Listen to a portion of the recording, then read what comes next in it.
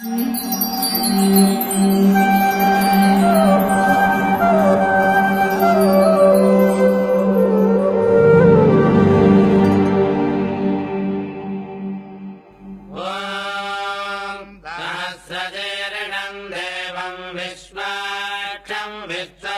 are three ways of acquiring knowledge.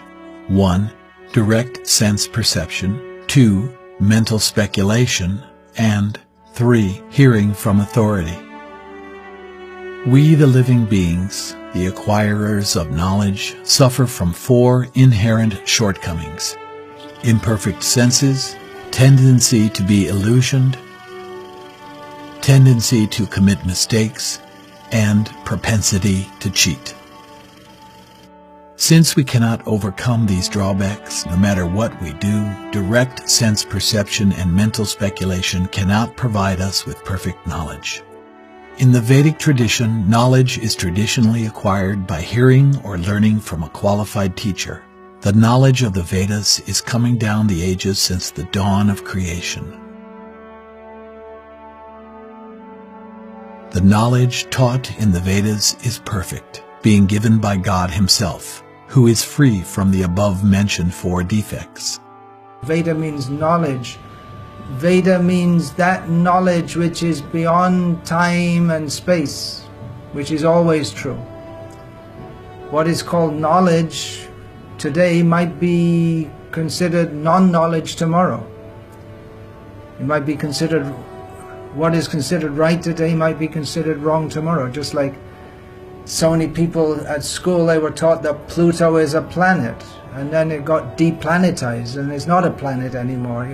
It used to be knowledge to call Pluto a planet, and now Pluto is not called a planet. And now I just saw in the paper today that they're maybe going to replanetize it.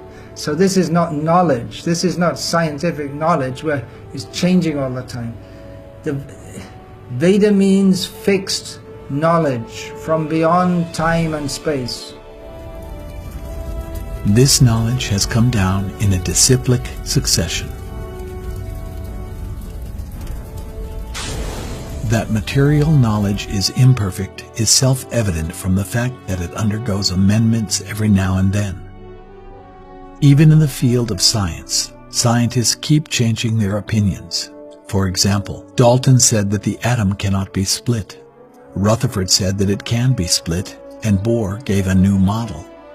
Thus, material knowledge is relative. It is constantly being revised, modified, and updated. On the other hand, the Vedic knowledge is absolute. It never changes.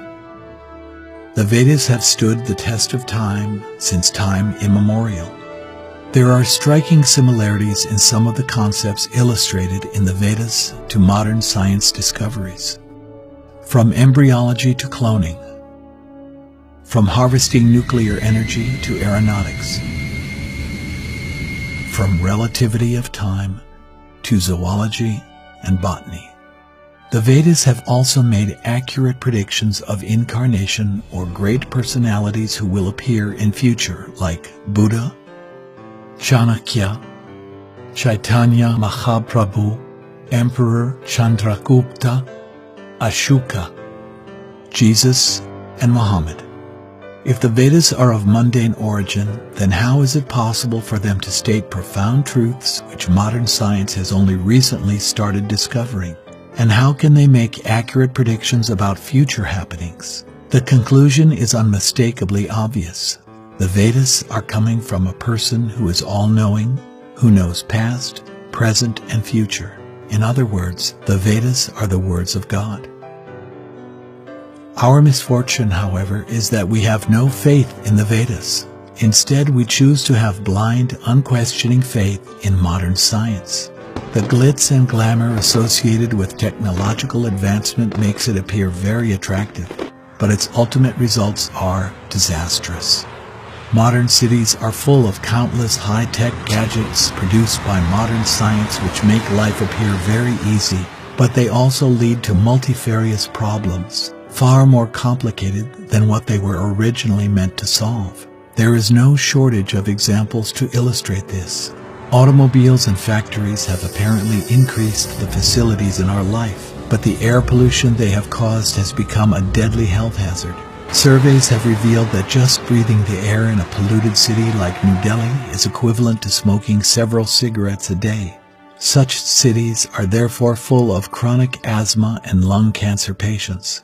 Water now seems to be so easily available at the turn of a tap, but little do we know that it is greatly contaminated due to chemicals and effluents added during its transit from the river to the tap, thus leading to epidemics of waterborne diseases. Advancements in technology has led to a culture of sedentary occupations, fast foods, cold drinks, high-speed and high-pressure lifestyles, all of which lead to a variety of debilitating bodily and mental diseases. Modern medicine appears to provide quick and easy cures to diseases. All that you have to do is put a pill into your mouth, but these inevitably have harmful side effects on the body, which soon leads to a vicious cycle of illness and medicines. Important or relevant as modern science may be, it deals primarily with dead matter. The Vedas, on the other hand, deal with the science of the self and the source of the self. Advancement in science and technology has no bearing on the Vedic knowledge, as the Vedas are meant to deliver a suffering soul from the ocean of nescience in the past, present, and in future. The Vedas teach us who we are, who God is, and what our relationship with Him is. They also teach us the method by which we can revive our lost relationship with God. We should learn all these things from the Vedas and put them into practice to achieve the ultimate goal of life. Hence, a sincere seeker of truth who wants to know more about himself and God should not waste his valuable time in researching with his own limited brain. Rather, he should cultivate the knowledge of the Vedas by approaching a guru. The guru or spiritual master is like a walking scripture. He has thorough knowledge of the essence of the Vedas, and he can impart this wisdom to a sincere disciple who hears from him submissively and serves him.